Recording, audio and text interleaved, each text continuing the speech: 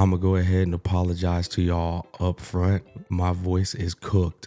It's probably gonna be breaking here and there. And hey, for that, I apologize. But we got a little work to do. We're gonna get this shit knocked out. Yeah, I know. It's crazy, man. It's crazy. I've been getting cooked over here by this goddamn cold. I don't know if I got another strand of COVID or what. But that said, we got some business to discuss here, boys. Yuno's weapon has finally been revealed, the Moon Gazer, giving us 36% crit rate, which is obviously really, really solid. I mean, getting to 100% crit rate with this weapon is going to be a joke. It's going to be really easy. She already gives herself 8% crit rate. Yeah, so she's going to get 8% from the sides. You get 5% free on every single character. You're already at 49%. Without any build whatsoever. Once you factor in a shorekeeper, you're now at 61.5. So if you average that out, 7% crit rate per piece, and you pretty much got 100% crit chance. But I think that's one of the traps that people fall for in Wuwa. You don't need 100% crit rate in this game, guys. You just don't. If you have 85%, 90, that's pretty much all you need. That said, the weapons conditions are kind of annoying, just like Augusta's, except way better than Augusta's. It's got the 0.5 second bullshit internal cooldown that prevents you from getting it like fast. But this last part is what sets it apart from Augusta's weapon. Upon casting intro skill, this effect reaches max stacks immediately, lasting for 3 seconds. So you get the defense ignore, just like Augusta's weapon, except you get all stacks as soon as she intros in. That's incredible because Yuno has the rotation that's going to be very concerto, get her in and out friendly. I don't think she's going to rival. I don't think anybody rivals Sanwa's fluidity in rotation, but Yuno is actually pretty solid. If you watch my last video on her when I was explaining the rotation, intro in, skill, ult, space bar, skill, and then she should be getting up off the field. So it's going to be a real quick rotation to where in that 3 seconds, it's going to be a lot of damage and then you're going to get her the fuck off the field. So it's a really solid weapon. I did notice that it's only got 500 attack. Xiong Liao's weapon's got 587. So does like all the other ones too. Yeah, so hers is a little bit lower, but she's got 12% attack here. She's got 20% resonance liberation damage bonus. So that's pretty solid on top of the defensive shred. So this weapon's performance is definitely going to be solid.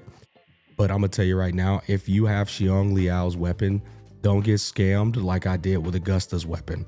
If you have Xiong Liao, it's all you need. You do not need this shit. That extra 12% is nice, but it's not needed. You can still reach a comfortable 90% crit rate with this weapon right here. 60% whopping elemental damage bonus as soon as you pop her ult.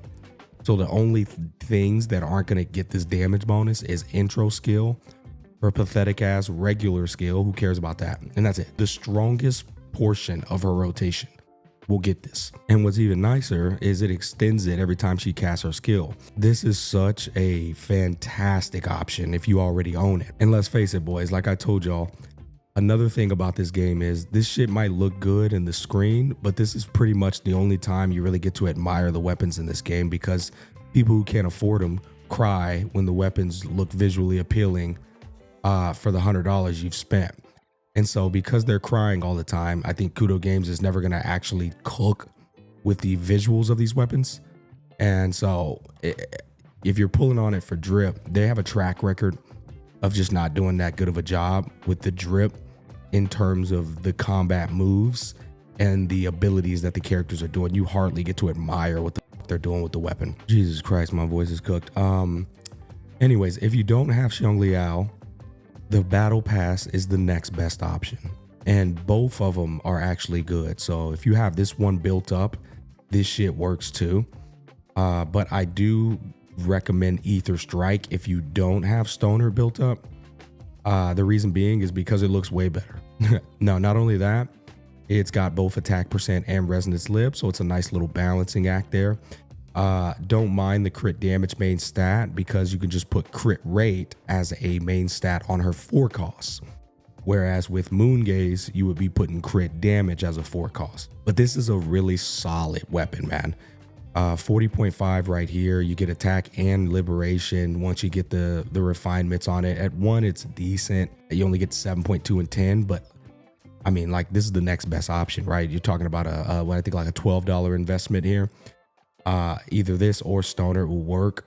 They're pretty much the same shit, just swapped off with crit rate and crit damage, and a little bit of a difference here, right?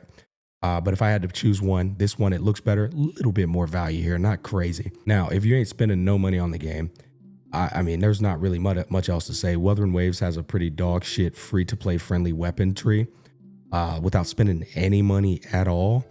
You just got to use what the fuck you got. Like me personally, I would just, if I had a Celestial Spiral, that's what the fuck we gonna be rocking with, bro. Like straight up, I'm gonna be real with you, bro. These hoes is all mid, but like, you know, that's that free to play life. You know, that's the life you chose, bro. I don't know what to tell you. The last thing I want to say too is that it's a good thing for Yuno that each one of these weapons scales with Resonance Liberation, because a lot of characters, you look at their alternatives and they won't have any alternative scaling with their kit. Yuno does Resonance Lib though, so the battle pass works. Yao's weapon is really freaking solid. And then you've got, of course, your stat sticks right here if you just have them laying around, because the free-to-play options are dog water. But ultimately, I would only pull on this weapon here. Obviously, if you just splurging for no damn reason, Yuno simp, or you literally only have these weapons right here. You only have these weapons. This is going to be a massive increase in performance. And so, like, you know, that's the only way I would recommend it. But, you know, you got Galbrina coming around the corner, as well as Yasuo Hasagi. I think this weapon is the easiest skip ever, provided you can afford the battle pass weapons or this one right here. That's going to wrap up this video before I cook my voice any further. Man, dude, I've been going through it over here, guys. But I don't know, man. Hopefully this shit is gone in the next 2 or 3 days, bro. I've been dealing with it for like the last 4 days. Cooked. But yeah, appreciate y'all stopping by, man. I'm out.